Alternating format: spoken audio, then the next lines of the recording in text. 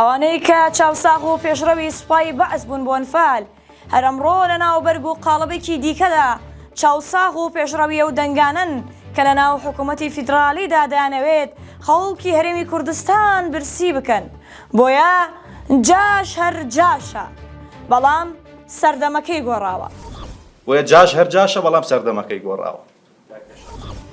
ئەمە قسەی پێشەوا هەورامانی گوتەبێژی حکوومەتی هەرێمی کوردستانە کە لە کۆنگرەیەکی ڕۆژنەمەوانیدا سەبارەت بە بابەتی نەناردنی موچە قسەی کرد و گوتی هۆی نەهاتنی موچە پڵە پێگرتنێکی سیاسیە.